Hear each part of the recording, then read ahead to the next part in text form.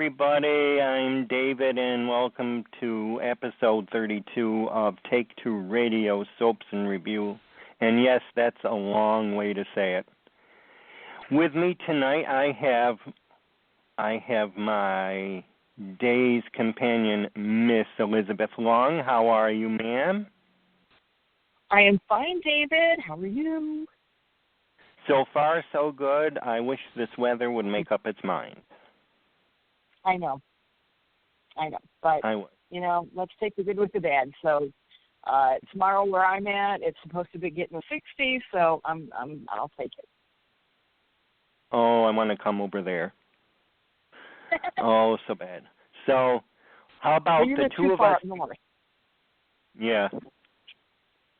How about the two of us together greet our newest member of Take Two Radio Soaps and Review, Casey Stephen Hutchinson. Hello, welcome, everybody. Thanks. I'm so happy to be here and do this show with you guys. And we are happy to have you.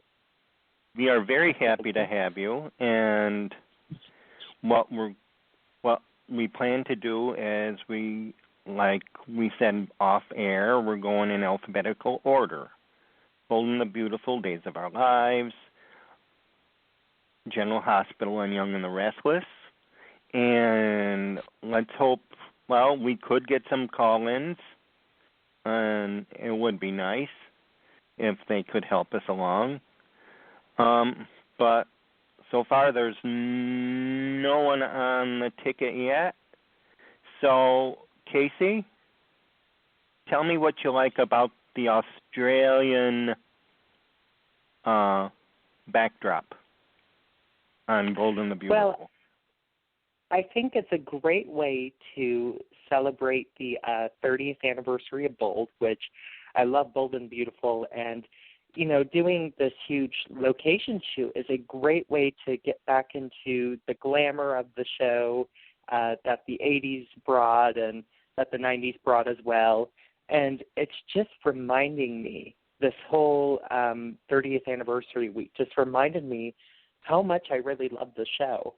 I think the only problem I had with it was that I thought it was a little too cluttered for a 30-minute soap. And it just goes to show that, in my opinion, I think the show needs to go to an hour. But, I love soap so much, so, of course, that's going to be my opinion. But otherwise, I loved it. Thought it was a great way to celebrate the big 30th, and I thought those episodes were well written. They are looking good. So my big contention right now is if Sally can win Thomas. Oh gosh, I know. I think that's gonna be hard for her because, because the big conflict in that relationship is Shirley wanting her to steal from the Forsters and wanting Sally to be like, the predecessor. And, Sally really doesn't want to do that, and I'm really rooting for her not to take Shirley's side in things because I would rather see love prevail for her and Thomas than for it to crash down in flames because of reliving the old Spectra days. Yeah, I think she wants to do right by everybody, and I think the first mistake was letting her sister be caught as a spy. Mm-hmm. If they ever catch her. If they ever catch Coco. Yeah. And that... I just really hope that, Sally kind of takes the lead over Shirley and be like, no, we're not doing this. We're not sending Spectra through knockoffs again. I think Sally really wants to take Spectra more high-end and kind of do her own thing with it, and I'm really excited to see if that will happen. Oh, hold on. I am too. So what And what are your thoughts? How long do you think Liam and Steffi will last? Well, I think they really want to build their relationship this time, but obviously, really their only conflict right now, the only thing that could come in between them is Wyatt, but I really think this is going to be the marriage that lasts very long. I see a baby maybe coming in again, one that she won't miscarry, and so, yeah, I see this one lasting a really long time, and I hope it does because I'm kind of tired of the back and forth between the two, and I really just think we need to get them move on as the head of the next generation of the show.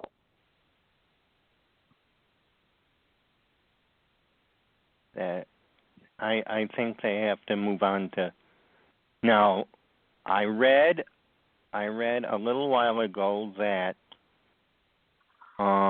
Brooke was going to catch Quinn and Ridge together, but I don't know how true it is. At least not in today's, she didn't. So I figure it's coming up shortly. Well, and I read that too, and I'm thinking it will come up shortly because they're still not married yet again. So I really, and Katie's kind of throwing all these red flags at Brooke, and, Brooke doesn't like to seem like she doesn't care about it because, she's like, oh, Ridge and I have been fighting for 30 years for our love. But, just knowing Brooke, you can see, the blinkers going off in her head like, oh, watch out for Quinn and Ridge and try and get to the bottom of what Katie said to, her. And I really think that's going to make them not walk down the aisle again.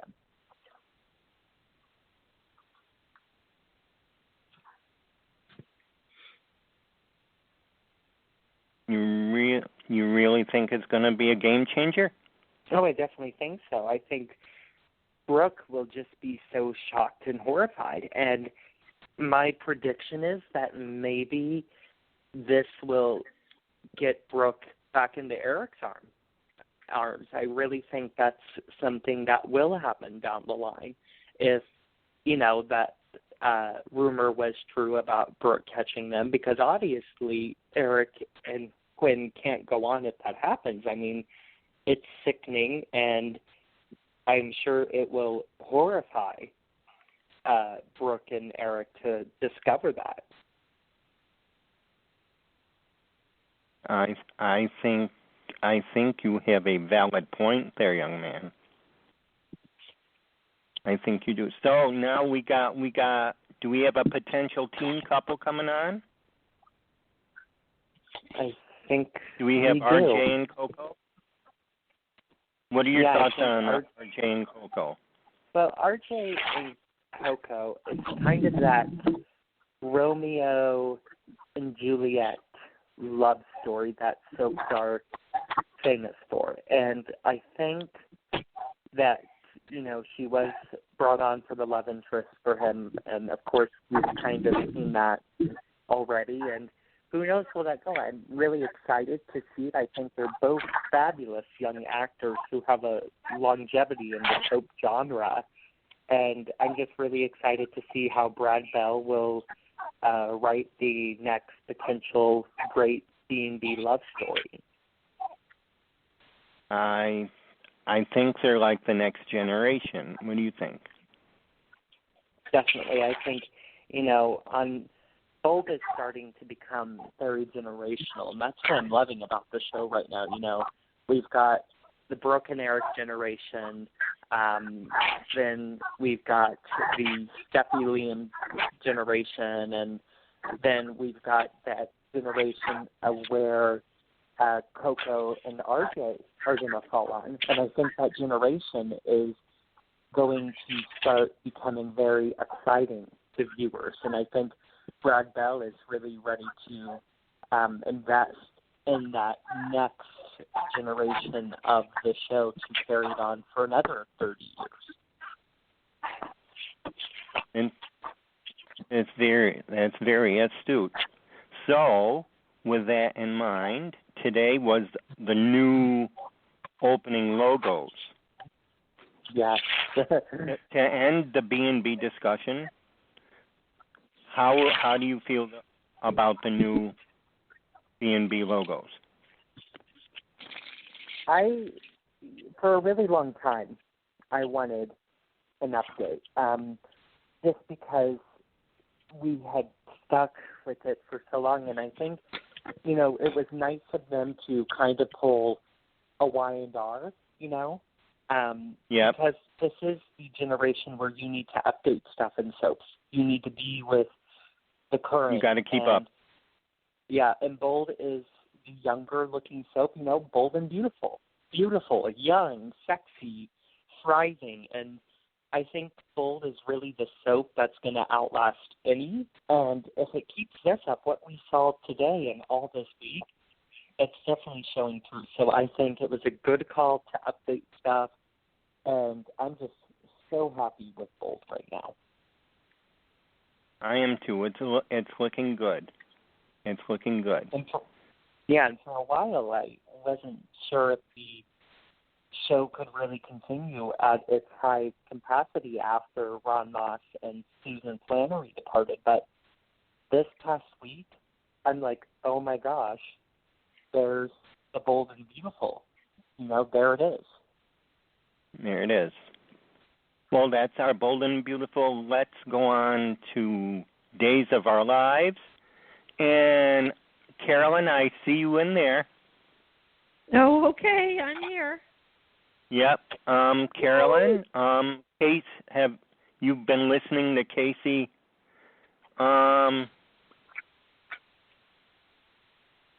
Carolyn, we have Casey joining us for his first time, and you've been listening to him. How do you think?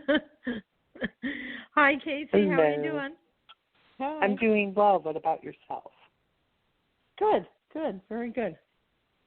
Good. How does he sound to you, Carolyn? No, sound, right on target. Sounded great. Okay, you ready for Days? Okay, my opening thing. I want to see Vincent win that Emmy. Oh. I think he. Well, Go ahead. Go ahead. Well, he's always been a favorite. I'm sorry that he's leaving because I think he's kind of brought a little bit of I don't know. The danger. He's a good actor. Yeah. I'm just wondering how they're going to get rid of him, if they're going to kill him off or what's going to happen. I think poison would be appropriate. Oh, wow. No, and he poisoned Maggie, and then he poisoned Abby and Gabby, so that I'm just saying, if they have to get rid of him, poison would be appropriate. Yeah. My only problem with Vincent leaving is I think, and I don't know if it was a Ron move, I don't know if Ron wanted to get rid of him to kind of ship the show or whatever, but I think Ron would have written great material for him, and I think he's really going to be missed, and I think we're going to feel the presence of him when he's gone. Yeah, I think we will. And then you need a villain, and that was, I think, part of the attraction of Days for all those years. I mean, you had Stefano, and then you had Victor, and Victor's really mellowed. He's kind of on the sidelines, and he's all for, protecting the business and doing underhanded things, but you need that element, and so I don't know who is going to fill that when Vincent leaves, unless unless Sonny starts to turn dastardly. They're making him. He says that he's going to, change things. Well, Andre can be quite mean. Yeah, I just think, Deimos was our next generation of villains, really. I mean, because, age is just a number, but also John Aniston, can't do the things he used to back in the 90s, So I think that's what I'm going to miss about Deimos, is he was grooming the next big supervillains that Days is known for. Yeah, I agree. Yeah, I can't see the show without. I can't see the show without Vincent. And I don't know. I can't say that Ron had anything to do with it. Because it's still in Dina's script. And Ron, I know he started writing. I mean, when it was announced, it was effective immediately. But I don't think we'll see any of his work come in until fall. I'm his saying work late, will come late in August. July. July? Yeah, late July is when his work starts airing in. So that's why I was wondering, and I don't know how when Vincent will exit, but that's what I was wondering, if Ron, was like, okay, I want to trim this cast down. He's only been on a year, so give him the boot. Unless it is a contractual thing. Yeah, and that could be too. And the other thing is, which I did know, I don't know if any of you saw it, but Sherry's already started.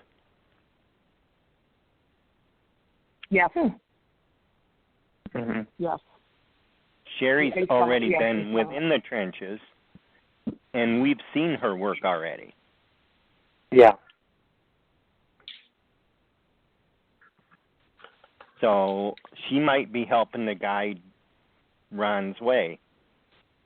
With her in there, I think she's helping out. I mean, she was just, I think, in script writing and not in the new position yet, I don't think.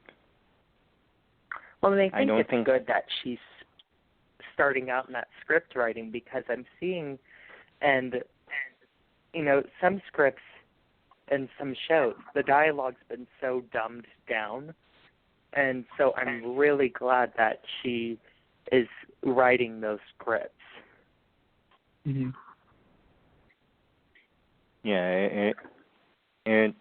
it sounds like they are trying to get it, they're trying to refine it along the way.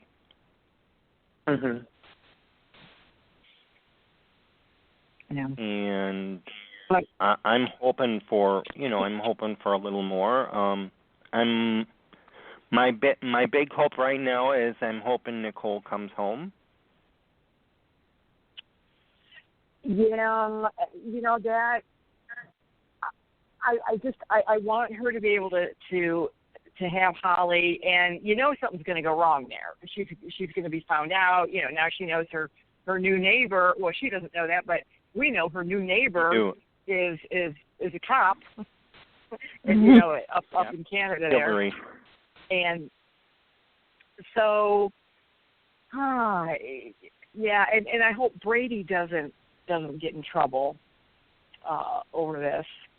I want happiness, and I know that with any writing that is the goal. Let's get some happiness and some lightheartedness. That's one of the things I really miss, is the lightheartedness. Like, if you remember some of the years ago with Alice Horton and some of the lighthearted moments there, and I'm missing that as well. So that's what I'm looking for. Like Eric, he's coming out of a dark place. He's growing his hair. Sorry, people out there on social media who love that edgy look and that bushy beard. I'm sorry, the hair's growing back. I'm loving it, because he's got that nice wavy hair, and he's, he cut that beard, and hopefully he'll, he and Jennifer will have a relationship, and so there's some light in there. Yes, we need the evil, but that there's also some good things happening. Well, and I think the only problem is Go ahead. Go ahead. Oh, so I think the only problem is why we're not getting those lighthearted moments is because the show is so plot-driven right now, and it really plot-driven does not work for Days of Our Lives. Plot-driven, might work on The Young and the Restless, might work on General Hospital, but no, Days of Our Lives is that overlapping, layered story, and it's just too plot-driven right now. And I have a feeling that's because, we're trying to shove Dina out of the way for Ron, but it's too plot-driven, so I don't see us getting any, nice moments if the show doesn't come out of the plot-driven era. Yeah, it hasn't been. Yeah, and it hasn't been that way for a long time. So hopefully that will change as well. I wanted to ask, what did you guys think about the scene between Maggie and Eric? Oh my God, I don't know if I ever cried so hard in my life. No. Wasn't bad. There's only one other time I cried. There's only one other time I cried like that, and that was when I was watching Young and the Restless last year. And I thought it was so beautiful. Mm-hmm. And how I tell you, he's a good crier. he can cry too, because he's had to do a lot of crying. Yeah, he's done very well with that. But yeah, that was classic Days. And it was so classic soap opera. It was such well written and well acted. Oh my gosh, I'm like, the whole time I was watching that, I was like, Emmy. Yes. Oh yeah, definitely. Yeah, it was. And there's one other point. What other point I loved, and I loved watching, and how Julie was welcoming Eli into the family and telling him all about the history. I think what a sweet move to get new viewers hooked into the show. Yeah, oh, definitely. And educate people about the background, because it does get complicated. Yeah, it really does. I mean, Eli's expressions when Hope was telling him about how her and Julie are related was like every new viewer for the show in the last, 10 years. Exactly. Yeah, in the last 10 years. I mean, I haven't been. I've been watching it on and off for 30, and there's some things like I have forgotten, and some I didn't know. So, what I do normally is I go to my historian Liz, and she helps me out. Well, and one day, it was last year, where Hope called Julie sister, and I had forgotten too, and I'm like, oh yeah, that's right. And I was like, oh yeah, gross, but okay. Well, but you know what? That was so the norm back in the 60s and the 70s, to have those kind of bizarro things going on. I mean, it's just like the norm, or just like Sierra is Claire's. That's her what? That's her aunt. And it's like, but they, Sierra's Claire's aunt. Yeah. And that little Claire. Oh, I want to slap her. I know. She's turning. I mean, they've turned her into a little shrew, a narcissistic shrew. Because remember when she first, when they had their little growth spurt from like 9 to 17 in one day. And then from 17 to 30. Like she's nice and all of that, and then they've made her very, very shrew-like, and the way she's possessive with Theo. Oh, I just want to slap her, and I just because I love she just wants Theo now because Theo wants him. Yeah, and I love Oh, her name is slipping my mind right now. Olivia Rose Keegan. Isn't that her name, who plays Claire? Yep, Yes. that's who plays Claire, yes. Yes, and I love that girl. I mean, she can act, and I think out of the whole group of the new teen scene, she's the best one. And I really like that she's kind of Spitfire, because it kind of reminds me of Julie 2.0, really. Yes. Oh, yes. I was thinking that same thing, because Julie was so like that in her younger days, of course. Oh, yes. But and I'm sorry that that Belle and Sean are gone. Are there plans for them to come back? Was that return just temporary? Well, I know Brandon Beamer is I'm still not on sure. recurring. So Brandon's still on recurring, but Martha is nowhere in the castless recurring contract. Which is really sad, because I like them, and I love Martha Madison's version of Belle. I mean, that girl has really made that role her own, and I wish she was on, like, every day. Yeah. Yeah, it would be especially nice now that she and Sean are back together. Like when she was, when they split up and all of that, she was, she really was. She was kind of the way Claire is now. So, I liked Val and what she had become, especially again getting back with Sean, but. Yeah, she needs to come back in town and, lay down the law with that daughter of hers. But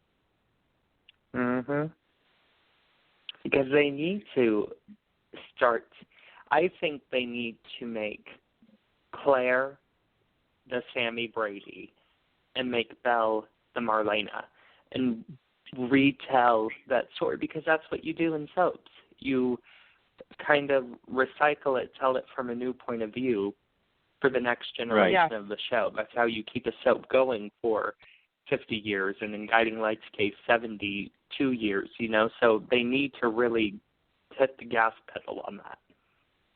See, follow a pattern that works.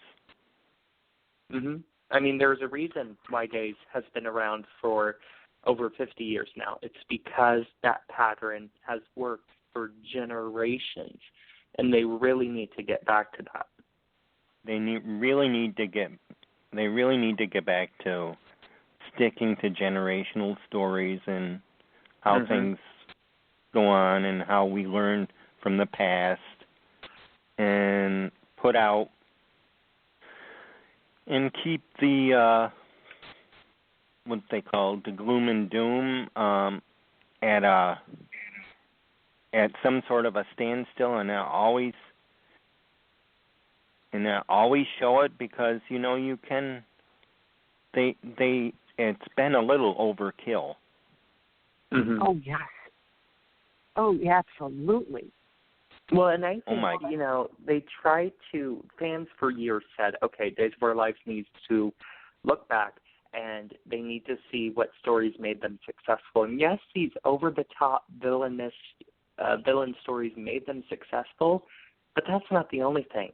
We had Bo and Hope, and we had Patch and Kayla, and we had great love stories and heartwarming moments while Alice was making donuts. And, I mean, so yes, you've got like 30% of the formula back down, but get the other, part of that formula back down. And you noticed that the donuts made it in when they had their little meeting with Eli out there in the restaurant that has really nice upholstered furniture sitting right out in the middle on the outside. Everybody eats outside. It does not matter what the weather is. Everybody eats outside. It's like, isn't there an indoor to that restaurant? Well, I'm just so confused on whether, nobody's figured it out yet if it's indoor or outdoor. So it's sad. It's sad that they've cut down on the sets. I mean, years ago. We had restaurants like Doug's Place, and even Chez Rouge. I mean, and I think that's still going, but apparently nobody goes to eat there anymore. They all sit out at that one table. They all, everybody, they take turns eating at that one table outside, no matter what the weather. And I'm not really, there was a scene in the park where they have that gated area, and Sierra walked in front of the bench to exit, and for years I had thought that was a cement wall, and I'm like, where is she walking to?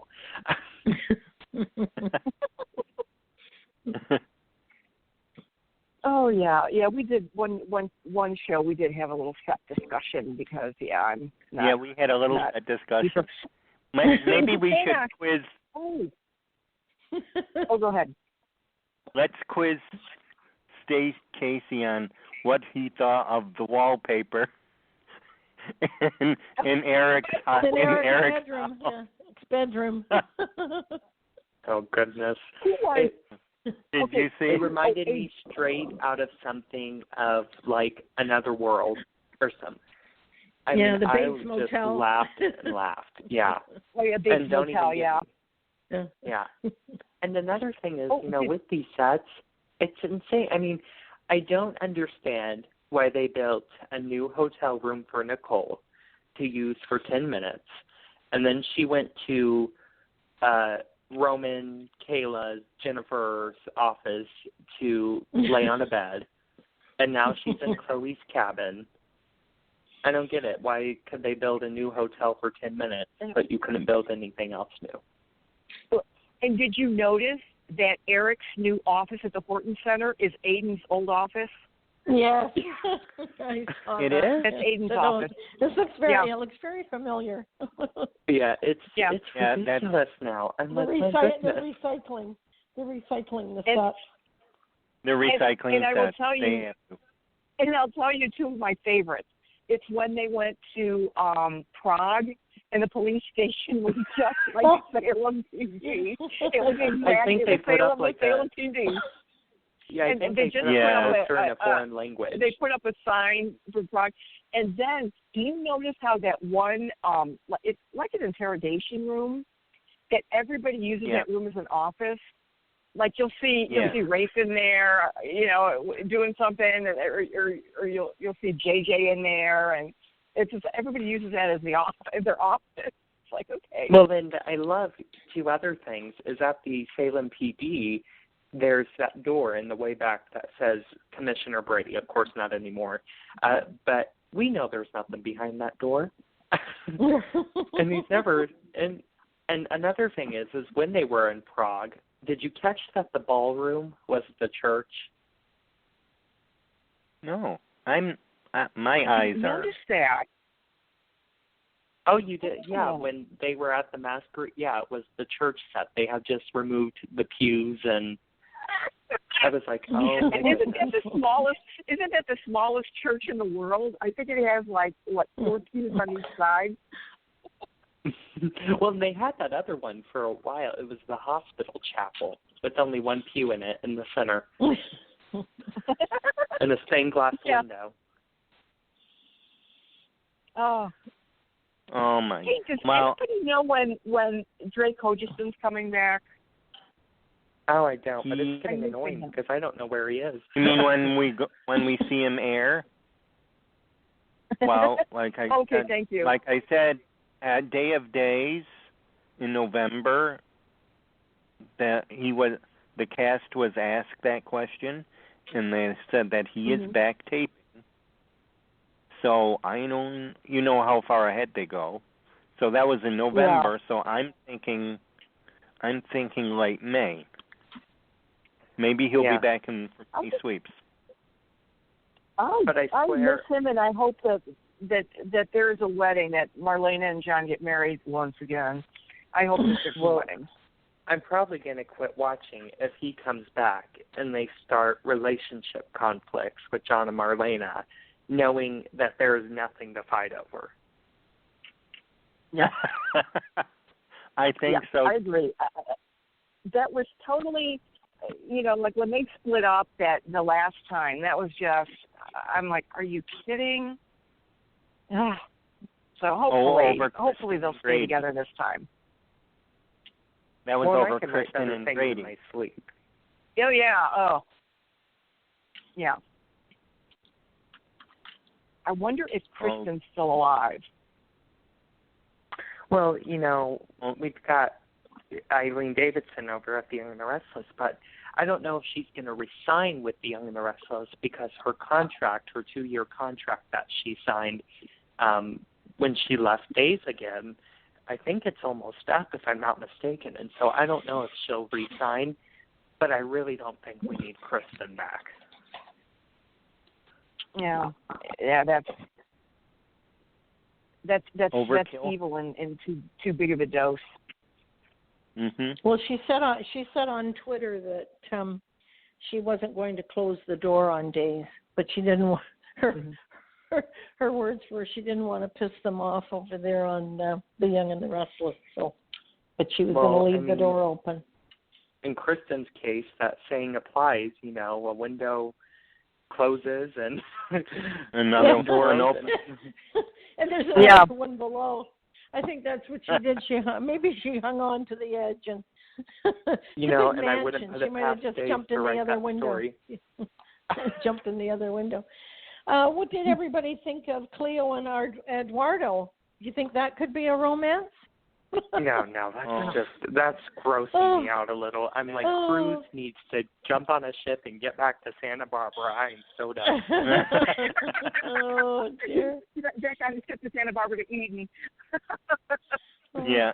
Well, we don't know how she joined a church or they something. That's forced. They have some bizarre matchmaking. That's all I can say. And I'm getting over the threesome. Oh, jeez.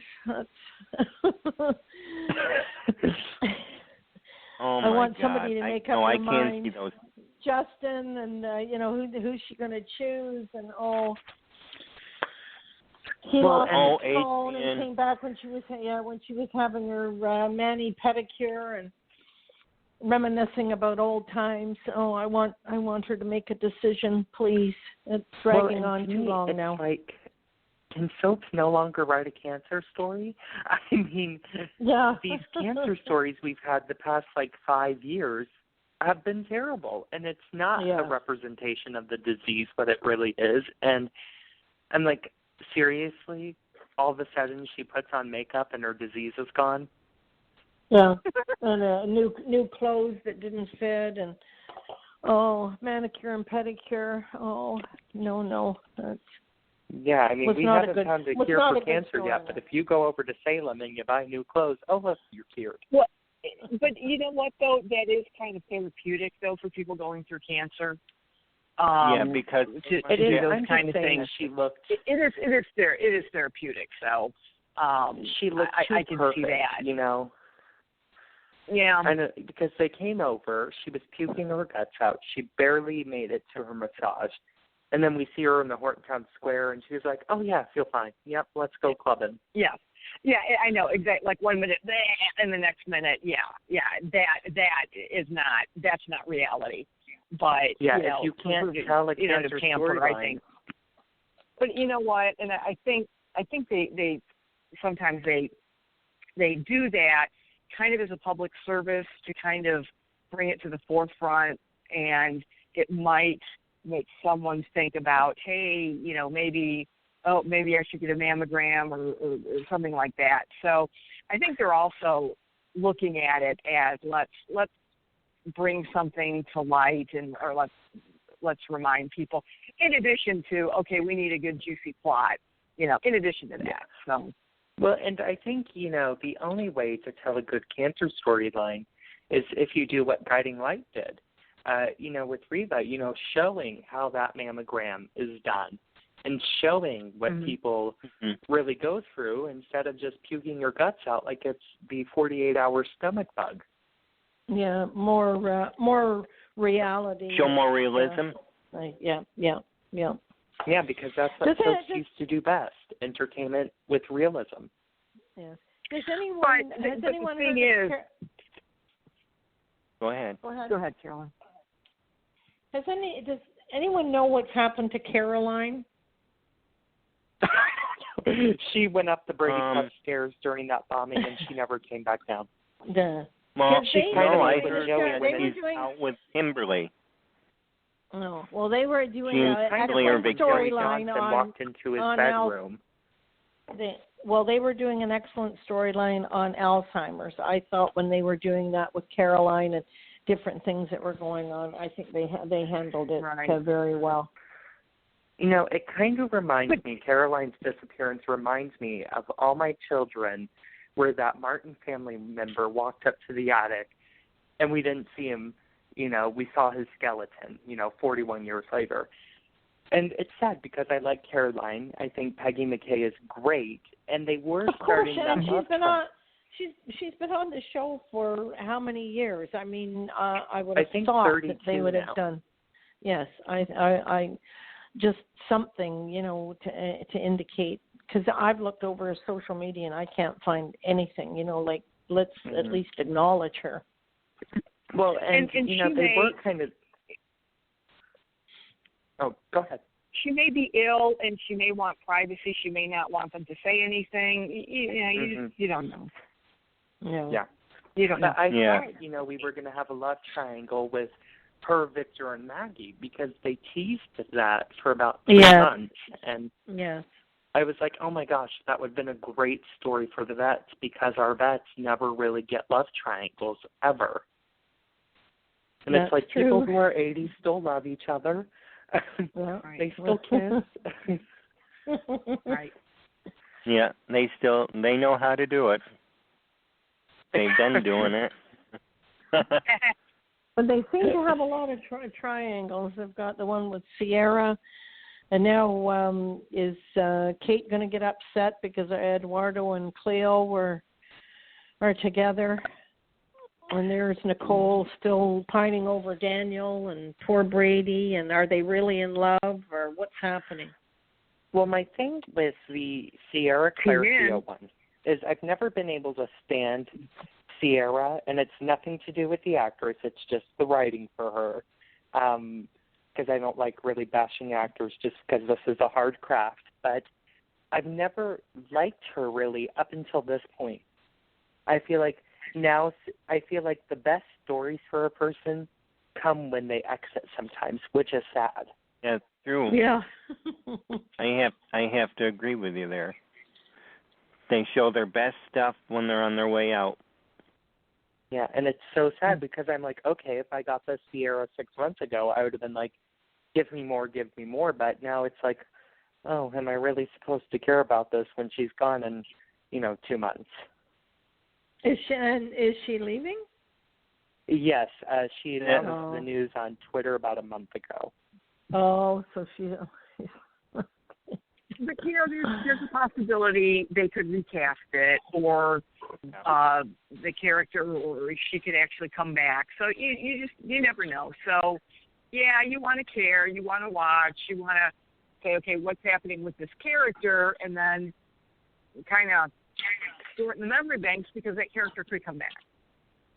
Well, I think that's the problem with Days in general is we know everything that's going to happen, 5 months from now. And that's probably the problem why they're only getting 2 million people to watch an episode because everybody knows. You don't have to watch when you know everything.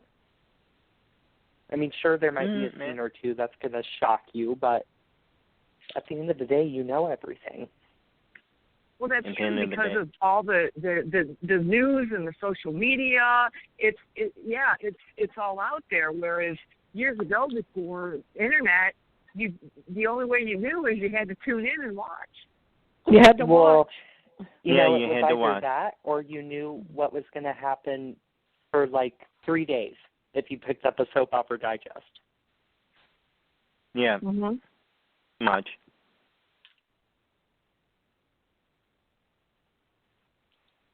Pretty much. So maybe it's better if they kept this to the best. Yeah. No. I mean, I really think, Nicole, Ariane Zucker, I really think that news should have been kept under wraps until like 2 weeks before she exits, I just think because now I'm kind of losing interest in this Holly storyline, and that's their biggest front burner story right now. But now, we know she's going to exit, and now we have Jennifer Landon as the cop, so we're all kind of connecting the dots here. Yeah, and we're wondering when. Well, let me see. What did they say about Ari's going to be airing through May? Yeah, her contract's up. Maybe longer. She's had a bone to pick because Daniel, she was on social media saying all the story about he decided to leave, and she said no, it wasn't. He was fired. I don't know. Did anyone else see that a couple of weeks ago? I saw that. I did. I heard that. Yeah. So they're in real life. They're a couple. In real life, they're a couple. That's the thing is, a soap opera is a steady paycheck. I would have kept it no matter who I was dating, no matter who was fired. Right. Because and we know she's probably making a pretty penny off of that show by now. Oh yeah. She's probably making more than the sets are worth. Oh yeah. That's not saying much, though. That much more, I hope. Yeah. Much more than that. Well, one day, I think it was Cleo. She was sitting there and she was telling somebody Nicole's life history, and I said, "Oh, geez, I forgot about that. Oh, geez, I forgot about that." I mean, now it looks like she's going to end up with Brady, and I'm thinking, after all this and the years that you've been on there and what she's gone through, and so maybe it's just run its course. Nicole has run her course. There's nothing left. Chloe and Nicole mirror each other, and so that's why I can't stand when they judge each other. I'm like, Nicole was a porn star, and Chloe, you were a prostitute. I mean, those careers kind of mirror each other, and so I'm like, you can't judge each other. And here. Yeah. The pot calling the kettle black, and you're sitting there laughing, Yeah, and I don't mind soap hypocrites, but, don't, be hypocritical when you kind of share the same history with the woman. Yeah. It's too bad that she just couldn't have gotten the baby and found out, that it was hers and Daniel's, and then, a beautiful ending to that, and now it's just gone. Can't get any worse. Talk about a story coming out of nowhere. I mean, that whole Daniel thing. Oof, I was like, what? This is nearing, what Kristen did. I feel like that baby storyline was kind of like it wasn't it wasn't planned. Like for some reason they're like, we've got to scramble and come up with something, and that's what they came up with. Well, and, for anybody here who watches GH, it's kind of like what they did with Nell. And, I'm tired of daytime writers scrambling. Plan out your stories. It really takes you about an hour to plan out a story or two that can carry on for months. It's not the hardest thing in the world to plan out a story. Writing the script, a little harder. But planning the story out to carry on for months, not hard. Mm-hmm. Yeah, it just felt dropped in there, and I'm like, huh? Did anyone see Nicole and Cleo talking and all this infertilization and everything in the story, how it came out? And I said, I don't remember hearing all that or seeing all that. I'm sitting there, I'm blinking. It didn't happen before. No, it's like I said, they just kind of plopped it in there. Yeah. Well, here's how you can tell is because when they went to do those flashbacks, Sean Christian, his hair was short, and I'm like, okay, so I didn't miss anything. These are just fake flashbacks. It's kind of like when they did that flashback when Cassie DePaiva first came on as Eve. Do you guys remember that? It was supposed to be a flashback to her and Jennifer in high school, and I'm like, okay, you can see that they're both 50, and you just put them in white nightgowns and pulled their hair back. Yeah. Or they have hair down halfway down their It's a different Eve. Yeah, and I'm like, in that point, you know, since you don't have Charlotte Ross, in that incident, if it ever comes up again, you hire younger people, under 5, and they step in, they do a quick 20-second thing, and that's it. Come on, like, but it's, then again, I see what I'm not baseball sure. Yeah. Oh, that baseball thing was a mess. So I'm not even sure Days of Our Life can afford for extra. Well, and nobody clapped at Club TBD when Chad started his speech, and I was like, oh my gosh, can they not pay their extras to clap? I was like, oh, that's scary. Wasn't in the contract. Yeah. That part of their job description. Yeah, there's another threesome, Chad and Gabby and Abby. Yeah. And he's told Gabby, no, I can't see you again. So that's the new drama this week. And I will say this until I'm blue in the face, because it's like, does Chad forget that she paid someone to kidnap Melanie when Chad was dating Melanie? I was just that was brought up. No, I think that was brought up. That was brought up with him. But it's forgotten to the point, like, oh, it's okay, yeah. Yeah, I forget. To the point that he wants a relationship with her. That's what I mean. It's like, hello. Now, Deimos is private detective. Does he know more about what went on in the icebox or the meat locker than anyone else? Did they end up? Did they? Well, and did they do skipping. the deed? Yeah, because I'm waiting for Gabby to find out she's pregnant. We're skipping, plot points so much. There's so many holes in the story. Look at that antique thing that came out of nowhere. They didn't do it. They didn't do it in that meat locker. Are you sure? Yeah, I think they just kissed. No, I don't think they did it. Well, it could. When you have hypothermia, I think that's kind of one of the last things on your mind. Yeah, and that's been in soaps for years. I just think of all the people who have done it in a cold place or a hot place, and I'm like, my goodness, for me, I would be digging for food or a key or something. I could care less about the other person. Survival of the fittest. Well, that's why they were sharing body heat. So no, they didn't do that. They were just kissing. Yeah. Oh, okay. But, these stories are coming out of nowhere now to push Dina out of the way. I didn't even know she could spell antiquities until this whole antique story came up. I'm like, congratulations. Look at it this way. Even if Gabby were pregnant, she just got poisoned. That baby's dead now. I'm sorry. No, the baby's dead. Babies are never dead on soap opera. No. Gabby got poisoned? Well, yeah, remember the IV was hooked up to her. Yeah, they both are. Gabby. But I think she got free, actually, because, the camera didn't pan back to her, and I think she got free because we saw her struggling, and I think she'll be free. Right, but no, the poison was still in her, and then Chad gave half of the antidote to Abby, and then through the other, he did that's why they did that baseball thing, because he tugged on his ear and then pitched the vial to her because she got free, so she was able to drink the other half. But no, then who was it? JJ and Sonny and Paul showed up.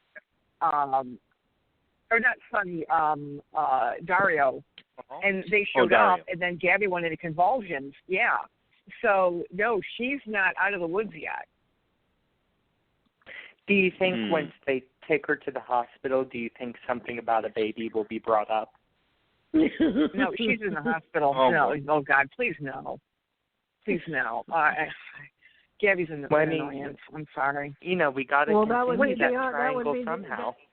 Yeah, that would be the that would be I don't know what with Abigail. I don't know. No, I don't think they did it because Chad would have admitted that one to Gabby, to Abby too. He, because he told her what happened. So. Well, but no, I don't. It's kind of the flip side because he just mentioned, he just confirmed to her the night of that party that he loves her. Yes, right. I'm just thinking in true DiMera fashion here. I'm kind of getting hints of EJ and that Abigail affair. Mm. But he said he didn't want to see Gabby again. That he wants her out. And of course, now that's going to be different because she almost died, and he feels bad. So. Yeah, kick that girl to the curb. Well, she exactly. told Abigail. Gabby told Abigail, and Abigail says, "Well, I can't have you not in my life. I mean, they're just bosom buddies." So she said, "No, Chad doesn't." But since Gabby almost died, now they'll probably feel obligated to be friends with her. Yeah. Well, it's going to be difficult. It's going to be different. It's going to be difficult to get Chad out of Gabby's system. Yeah. Depending on if he wants her out of his system. Mm-hmm. I just think, once we get past all the kidnapping drama and make sure everybody's okay, I think this will definitely lead to a Deimos murder mystery. And I really hope it does because I think we need a good murder mystery. Well, what's happened and then to it'll Abigail? be, and then the question will be, is he really dead?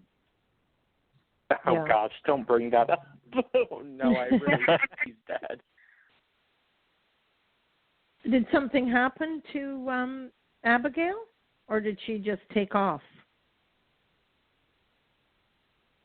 No, you didn't see it. No. I didn't see it. Abby and Gabby were kidnapped by one of Deimos's hired thugs, and then they put an IV into them, and they injected poison into each one. Mm-hmm. Chad. Then they told Chad, "Come to the, if you want, we have your wife.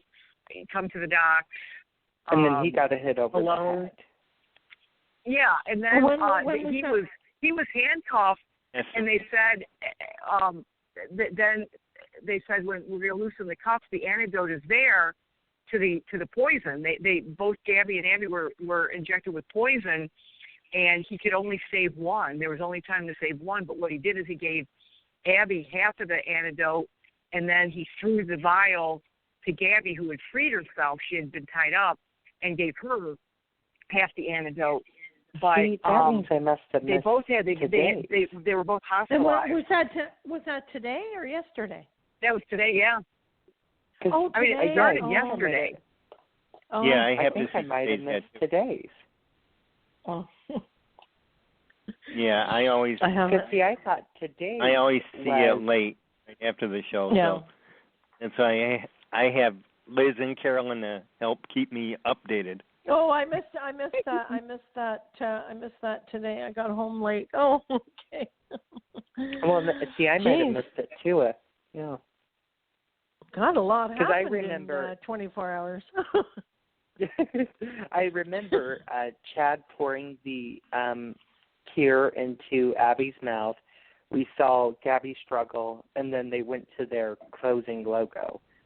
And so, I might have missed today's. I thought that was today's. Well, they've been doing that a lot lately too. They go to the logo, and then from Friday to Monday, and you say, well, they've really jumped ahead because it just doesn't all fit together. So. Well, and the weeks are so starting to blur so much. Yes. I got so many storylines, and I feel like I'm watching the same thing every day, and not in a good way. Same thing. No.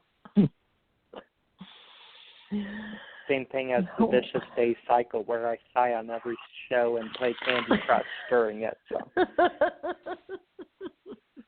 Well, I don't know how you guys do it. How you watch 3 or 4 soaps? Because if one's not good, keep them all straight. If one's not good, we can rely on another one.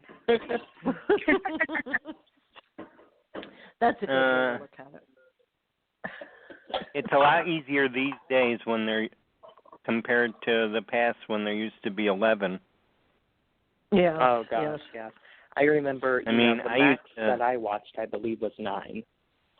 Oh. Mhm. Yeah. Yeah. Let's see. Whatever I Guiding didn't Light World watch, I used to read about. So that's how I kept up. Yeah, the max I've watched on, real television, not counting the tapes, because if I counted the tapes, then at one point I was watching 12. But actually playing out on television, 9, because, you had Days and Passions, and which that was a train wreck. And then Guiding Light, World Turns, Bold, all the ABC soap blocking, Young and Restless. So, yeah, so at 1.9 include the tapes 12. Yeah, Carolyn, Casey's got a lot of history with him for such a young age. Yes, I can tell. Quite I'm just knowledgeable. so mad at that. I finished Capital 2 years back, and I'm still mad at that cliffhanger. I want to know if he died in front of the firing squad, but hey, I'll never get to know. Well, sometimes it's great you can write your own ending. At least be happy. And, like I was saying, I write a continuation of As the World Turns, and it's now read in 15 countries. So, yeah, sometimes you can. Oh, really? Oh, good for you. Yeah, thank you. One of these shows, we're going to have you read some excerpts. Oh, that'd be awesome. I love writing it. It's so much, and the fans love it. They adore it. Sounds like a plan. That yeah, might be a plan if we work it in sometime. Yeah. So what can we top with Days? What's the big topper? What's the big one? Like the big story and right now? Can we look for Roman and Kate to turn up, get back together? I've been waiting for that for a long time because Roman needs a story. Yeah. He does. And I'm like, it's either that or they reveal that he's really Chris Kofacek and we start who's the real Roman all over again. I remember when go back he was and live with Mary Anderson. Yes. Okay, now before we end Days, how about I'm going to pose a question to all of you. Now that we know Ron Carlivati is coming back, who would you like him to bring back that we haven't seen yet? Oh, goodness. I have two in mind. I'd love for Sammy to come back. Well, I saw a little rumbling. I saw a little rumbling somewhere that may be. I went on social media. Carrie to return, Carrie without Austin, and well, I mean, come on, it's time to move the girl on. Have her come back with that baby and say Austin cheated on her. Pull a Justin Kiriakis and Elsa thing, and then you could start a love triangle with Rafe, Hope, and Carrie. So. Oh, there you go. You could. Yeah, I definitely want Carrie to come back, and I definitely want them to bring Marlena's real-life twin sister back, Samantha. There you go, yeah. That and, would be very tricky to do. And Liz, you know why, don't we? She is. Oh, God. Oh, I feel terrible. How did I not know that? Oh, no. Well, okay. It's before you were born there, bud. Well, I know the story, of course. Oh, my goodness. Okay, well, if Deidre Hall ever listens, my apologies to you. But that's okay. Anything can happen in a soap opera. You should know because you're right. Double duty. That's right. That's true. You can do it. They can do it. I have. Carolyn, did you give yours yet? Sammy. We have Sammy. Oh, yep. I would like to see her come back. Without EJ? Yeah. I mean, yeah, it would be great if the two of them, but I mean, that's not going to happen. But it would be nice if she could come back and just kind of give a little bit of. James Scott is on this journey to find himself, but that finding yourself costs money. So, I don't know, the fun starts to dwindle. Yeah.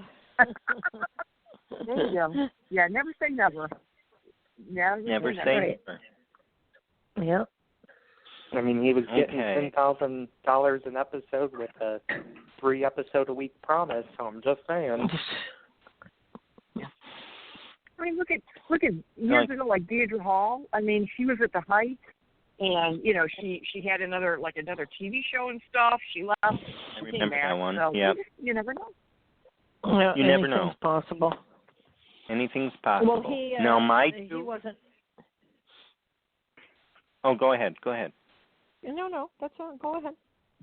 You have two. Right. I have two. Okay. We haven't seen one. I would like them to bring David back for Julie. Oh, yes. I think we never saw a body. We never saw him killed. Gotcha. I'm like, David? Okay. All right. Yeah, and bring him back for Eli. Well, and you know, the thing is in this day and age, you could revisit that race story so easily by saying he had to hide out because he was getting threats because people know his history. And today, it would work. And unfortunately, today it would work. It could work. I like it. My other one, and I think, ladies, you might like this one. I want to see Maggie's daughter, Sarah. Yeah. Yeah. For Brady. 50 other new kids. Yeah. For Brady. Yeah. I think that would be great. And whoever plays, I do miss Melanie. I like Melanie. I miss her too. Yeah, she was good. Melanie, yeah. I was never a fan. She's a sweetheart. I really never liked Melanie. I never cared for her past that's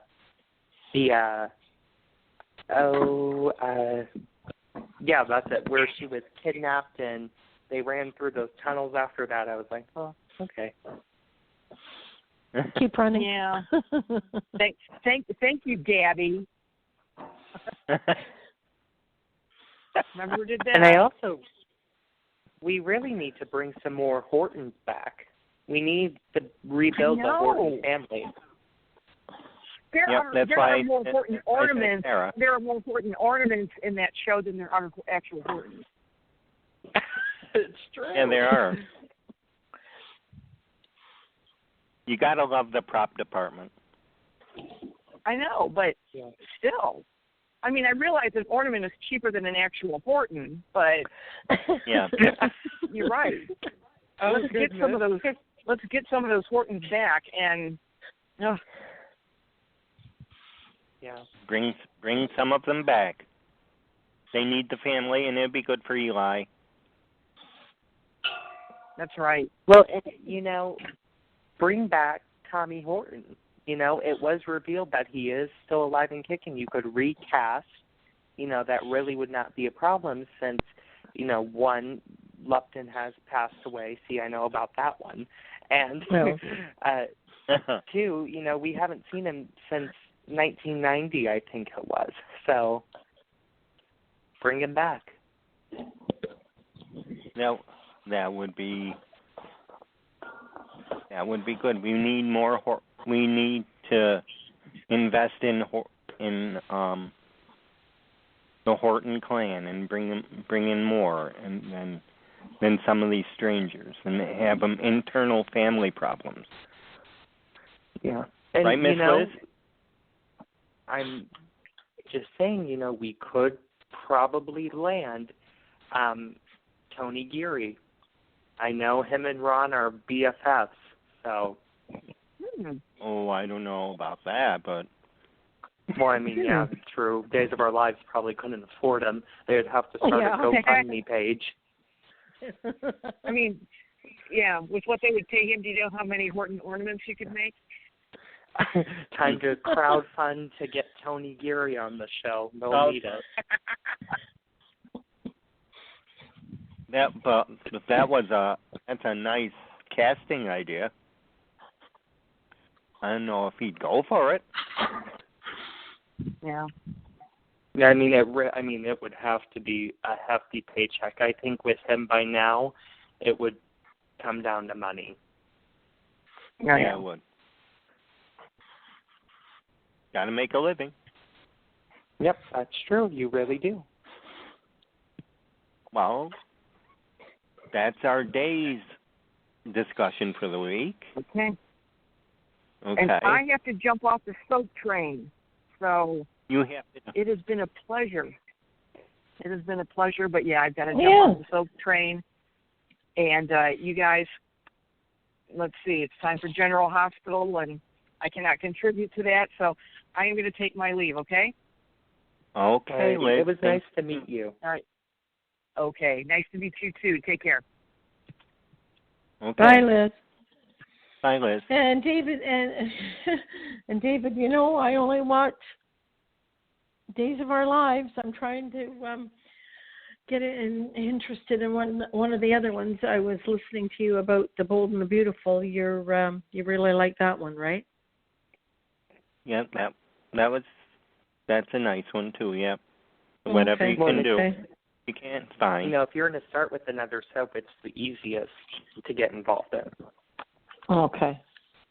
There's not too much, even though it's been on for 30 years, there's really not a lot of things you need to know to act like you've been a fan for all those 30 years. Well, I'm going to definitely try and watch another one so I can contribute. But, well, fine job, Carolyn. Don't let anyone tell you different. Okay. Well, Casey, it's been a pleasure. You're very knowledgeable, and it was a lot of fun. Oh, the pleasure was all mine. Great. Yeah, great. Yep. And you're on Twitter? Yes, yep. I am. Yeah, please tell me. Yes, at CaseyHutch99. That's CASEYHUTCH99. Okay, 99. Okay. Say it again a little slower. Capital C ASEY, and then capital HUTCH, and then 99. CH99. Okay. Casey Hutch. There we go.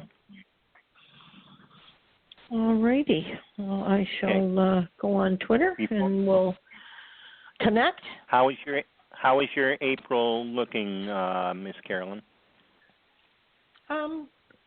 Good. Have you got the dates? I would say the 13th is our next show. Okay. April 13th. Okay. It'd be the 13th and the 27th. 27th. Okay, got those on my calendar. And I will get taping one of the other ones and see if I can contribute to both of them. Well, that would be very nice. Thank you so much. Okay. Well, thanks Carolyn, again. you can, if you want to, Carolyn, the site Soap Central has recaps for The Bold and the Beautiful dating back to 1996, as they do for GHY&R and the other soaps, and they're literally like short paragraphs detailing what happened that week, and I can send you a link if you would like. Okay, sounds good. Carolyn, where can we reach you on Twitter?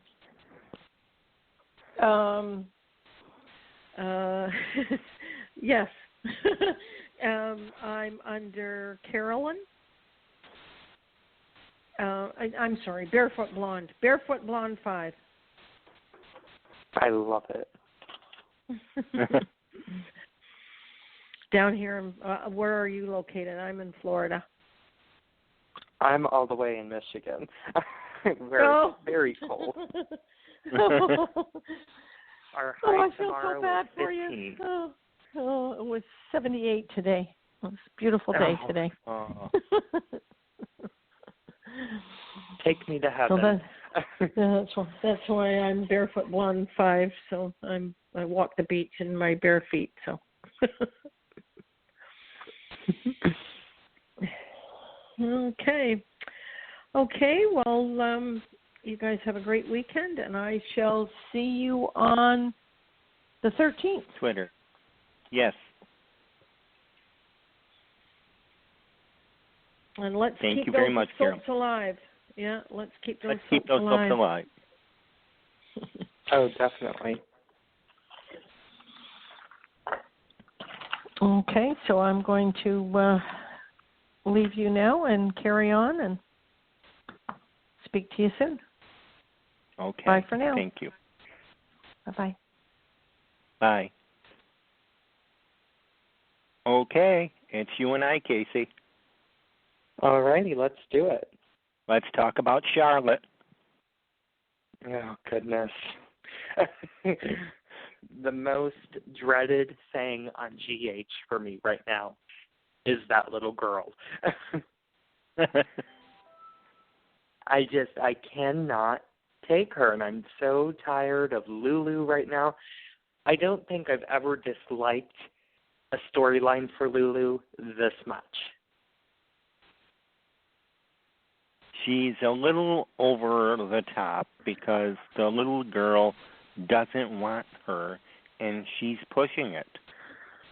Well, and I don't even think she really wants Charlotte. I think she's thinking of Charlotte as a way to get back at Valentine, and it's really disgusting to me because they're getting back to a point in soaps that hasn't been shown in a couple of years where the child is almost treated as an adult character, and it's put in the middle, and I don't like that, and Lulu's doing that to Charlotte, and I'm like, come on, Nina said she hasn't even started elementary school yet, so. I know, it's hard. Custody hearing was just, oh my gosh, it almost made me want to throw up because, one, there were so many things that they could have done that would have won Lulu that baby, and honestly, I leave it up to bad writing at that point because I don't know why Ava wasn't on that stand. I don't know, question these people besides them signing the affidavits. It was just ridiculous, and it was to the point where it got ludicrous. Yeah, but would Ava's testimony really work? Well, I think it would because she was the one in that room with Valentine when Nicholas was shot and fell off the balcony and supposedly died, which means they couldn't get Tyler Christopher back. So, I think that would have really held up. And then, oh my gosh, Kevin, one, a therapist, two, he was shot, Yep. I know, I can't. I mean, Laura's basically within her rights because she knows how dangerous he is, but yet he's still. You can't take the child away from something that she. You can't take a child away from something that she knows is very secure for her. She doesn't understand. She doesn't understand that that's her daddy, that's her papa, and that's how papa is because she doesn't see it. And I don't think she'd understand it if she did. Well, and, that's, kind of why I rooted for Valentine, because I think Valentine really loved her. And like I mentioned just a couple seconds ago, I feel like Lulu was using Charlotte, which is just disgusting. And I was so fed up with Lulu. I know.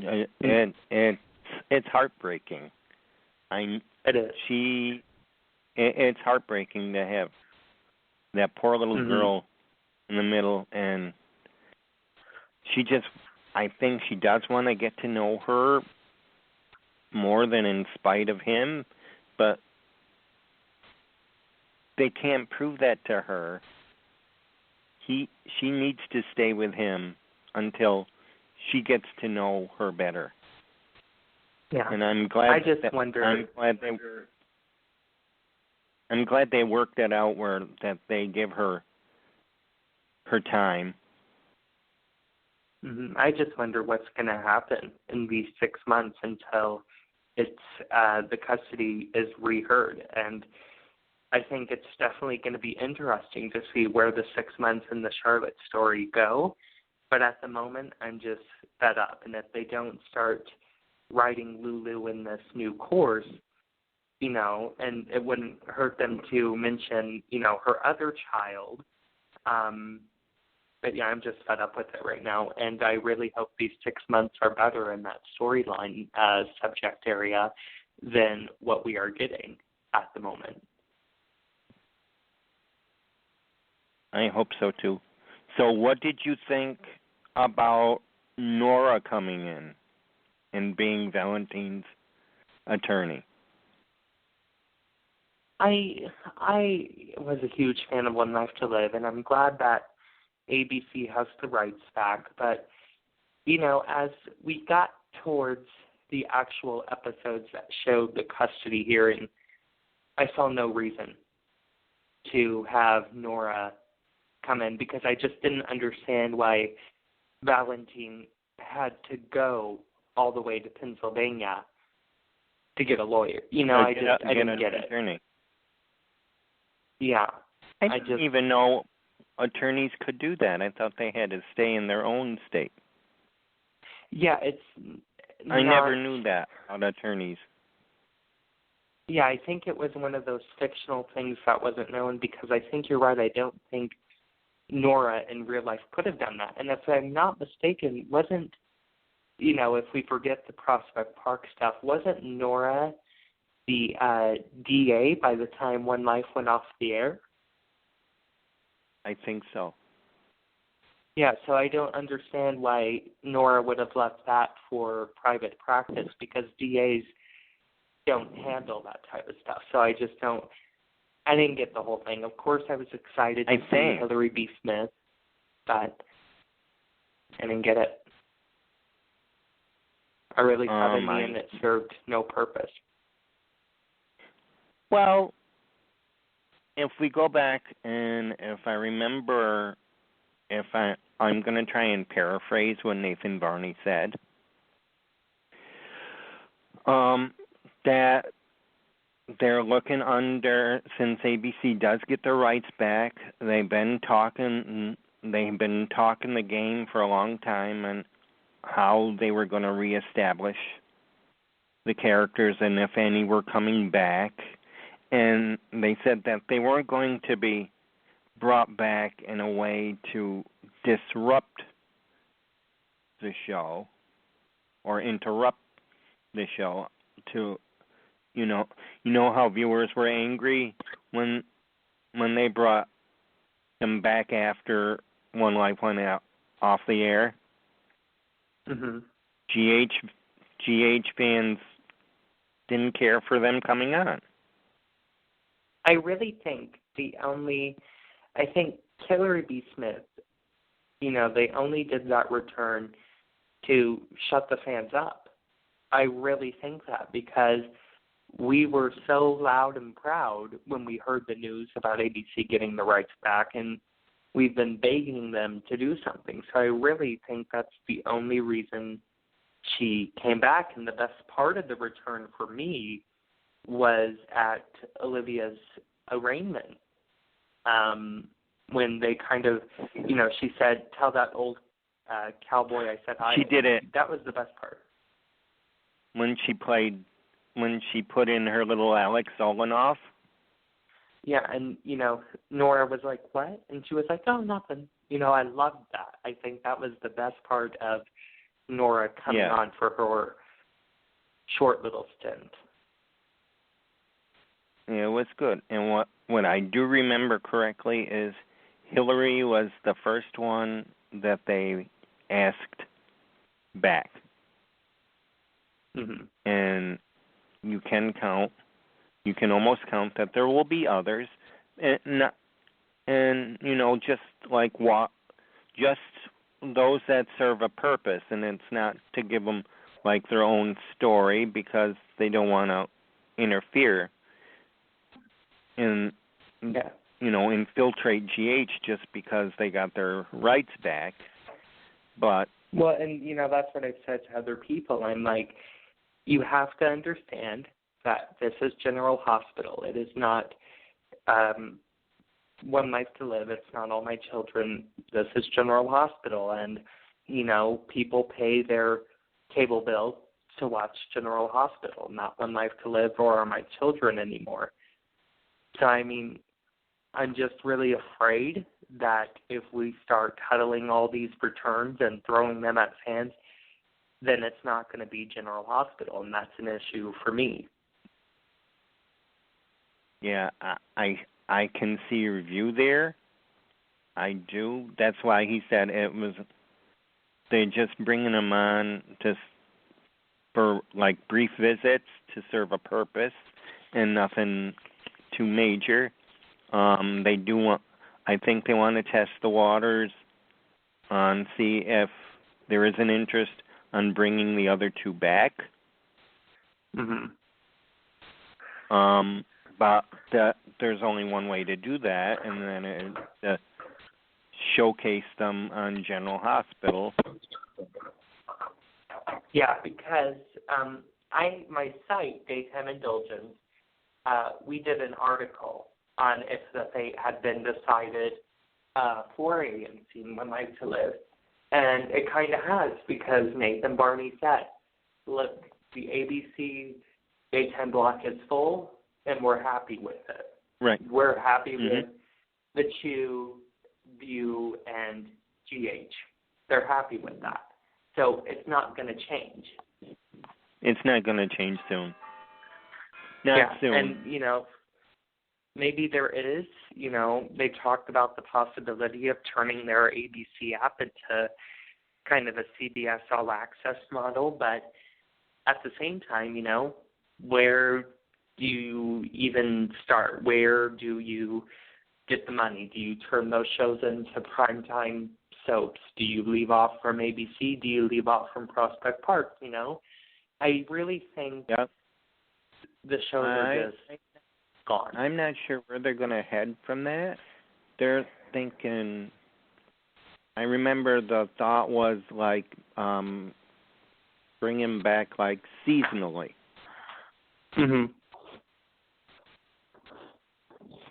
Yeah, but otherwise I think that, I don't know where, though. And especially, with Agnes Nixon gone now, it's just, there's really no point. I mean, I think the shows as a whole, not the characters, but the shows as a whole, they need to be buried with her. Because honestly, I'm not even sure if they came back on if I would watch them, because it'd just be too much confusion by now.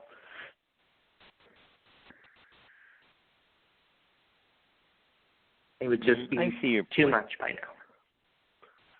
I can too see much your has point. happened. The story moved forward on Prospect Park a lot in those 42 episodes. So, if they came back, I probably would not watch them.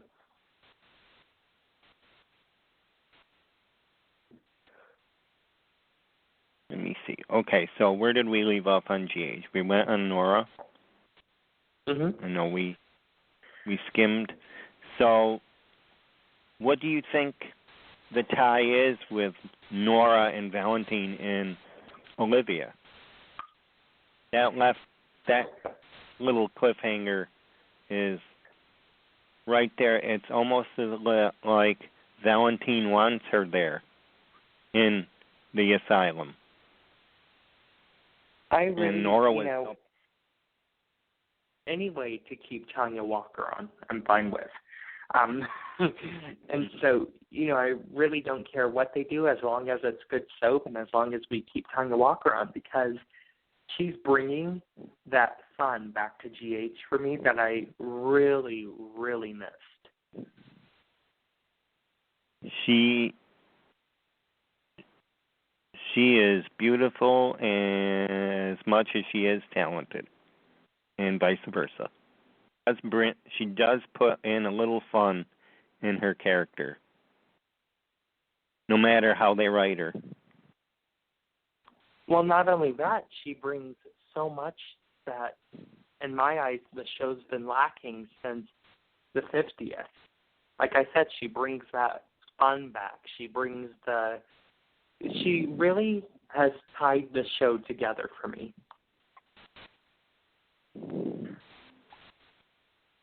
She has. So, what do you see the most promising of General Hospital right now? The other most than Olivia? promising, I really think that, and I'm hoping this happens, that this Nell story goes beyond that really sucky Nell Benson reveal. I really think it's going to go beyond that. I just think we have to give it another month. So right now I'm seeing that with the most promise. And what do you see as your least favorite on there? Lulu. Lulu? Gosh, they've got to start revamping that character, or else she could leave, and I wouldn't care at this point. What can we do with her? I just think we need to get her out of Nicole Walker mode, which is baby crazy mode. We need to get her out of that. Because she's been in it for so long. Yeah, and, it's called General Hospital, Give her something. What is her job? Does she even have one? I don't even know, because I can't stand the character right now. And now we got Ryan Paevey coming back from his movie, and Kirsten leaving again on a medic. So, which is, what do you see? What do you see for Nathan and Maxie?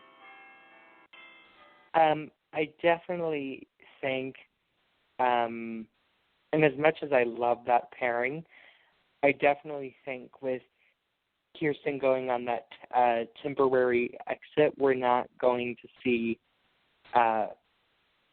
Mr. and Mrs. Nathan West. I don't see that lasting, and I really hope that we don't temporarily recast Maxie again. As much as I love Molly Burnett, I think she did a great job with what she was given for those couple of weeks. It's just, let the character take that little leave of absence and leave it blank there. It will definitely be interesting to see what they do, but I just don't think that marriage is going to survive, and I don't want them to temporarily recast Kirsten again. Well, that's very astute of you. You have good instincts. I try. try. Okay, so let's move on to number 4 with Young and the Restless. Ooh, my favorite soap. I'm ready to talk about it. Oh, okay. I've wanted Chloe to pay for the past 6 months. And, oh, goodness. and I want... Is it going to happen? Well, I just, I think The Young and the Restless is so good right now. But we need to get out of this Adam era, and we need to hurry. If you're not going to recast, if you're not going to bring Muni back, then we need to get out of it because, he's no longer there at the moment. So if they do these big reveals, I think the Chloe and Chelsea one will be a good reveal, and I think that will happen. But I think as for the baby reveal, that's not going to be worth it. And it's really starting not to be worth it because Adam's gone. And, when you have somebody major off the canvas, that is so imperative to a character, like Sage, for example. Sage was connected to Adam so much, and she's gone. So really, are these reveals going to matter? Are they going to be as big, as we hope they would be with the whole Chelsea and Chloe reveal? Is that going to be big, knowing that Adam at the time is not coming back? Is the paternity reveal going to be a huge thing because Sage isn't there, So you really have to weigh, are these reveals even worth it? Yeah, so Sally's, my guess is I think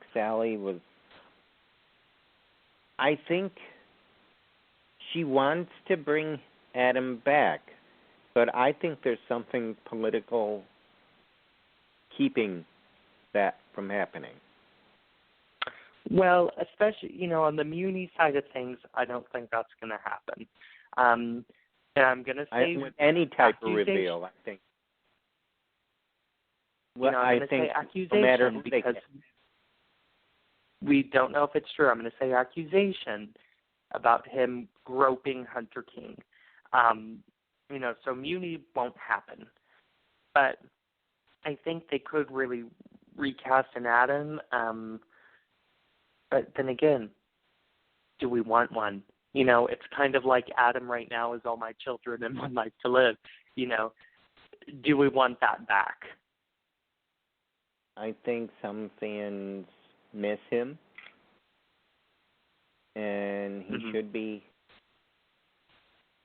I think. But we also have to want him back. We also have to remember: do they miss the character, or do they miss the actors who made the role most popular? Do we really miss Adam, or do we just miss Hartley or Muni? I think it's they got a mix of the best of the both worlds in both of them. Oh, and definitely. Maybe they're. Oh yeah. They both stole the show, and Adam is supposed to be Victor 2.0 at some point. And I don't know. Also, is Adam alive? Because there was that one episode where we saw, they were talking about Adam, and then it switched to the next scene before we faded out, and the cliffhanger was a guy wearing a black glove putting a wedding band into a drawer. So are we just forgetting that, or is Adam really alive? I didn't think that was Adam that was doing that. And see, I just thought it was just more because, Chloe. they talked. And it I probably thought that was. Because the one thing, I know we're in the past 6 months. One thing is that if that was Adam, I don't think, and if it's his ring, I don't think he'd wear gloves. Well, and, maybe, he was burned badly on his hands. There's a point. I didn't keep in mind. That's true. But, it could have been Chloe, because I can't remember if she wore gloves or not that night, but I think she did. And they need to find that dart gun. Oh, gosh. Well, first, everybody needs to discover that passageway that came out of nowhere, and then we'll probably find the dart gun. Yeah. So that's the main point. So we know Kevin's getting a little too involved with her. More so now. He wants to get back and he wants to remarry her and have a life together with her, but I don't know if that's going to even last, because we know Liz Hendrickson was dropped to recurring. Which I don't know why they keep doing that to her. I mean, it's either their end or her end, and I'm not sure which one it is, but Liz Hendrickson is a powerhouse of an actress, and she really could bring that show into a bright future if they would just put her on the very front burner. They do. I think that her contract was up. She was only given a year. And I don't think she wants to deal. I don't know if Sally has any plans for her. Well, and, I wondered, and recurring people can still get story. Definitely. I mean, they can, you look at Bobby on General Hospital, Jacqueline Zeman is recurring and she's getting big story again. So, I mean, we'll just see where that goes. I think maybe it will be a Hunter King case where Liz Hendrickson finds another job and they do one big story with her, and then she takes months upon months off, like Jess Walton did as well. Because I really think there's something to this whole Scotty thing that happened between them in the bar. So we'll just see. I don't think they know each other. You think they know each other? Yeah, it just seemed too odd to me. I felt like there was something more there. And I had read an article, a little rumor, that Scotty could be the father of Bella. Let's see how far back that goes. Because she's comfortable with him. I mean, it's just a waiting game, and that's what I love about the Young and the Restless. I mean, everybody could take a page out of Wyndar's book about how to keep things under wrap, because I think it's getting exciting again, because I don't know what's going to happen. Little by little they leak stuff, but they're not, pulling any days where it's huge story stuff they're leaking. Right. Like little stuff, okay, we know Jill and Colin are exiting. Big stuff, what's going to happen there in the months that they're going to be gone. Right. And it keeps it, the cliffhangers aren't like biting you in the face, but you can pick them up if you're smart enough to know where they are. Well, Casey, this was your first show, and we have to depart now because we don't have much time. And I want to thank you for joining us tonight. Thank you so much for having me. This was such a blast, and I can't wait until the next show. Okay, you look for the second Thursday of the month, and I believe that's the 13th. That's our next show. Great. I can't wait to be back with you guys discussing our shows. And you can reach me at Take Two Radio Crew. And I have you down because you've been following me for a while. Yes.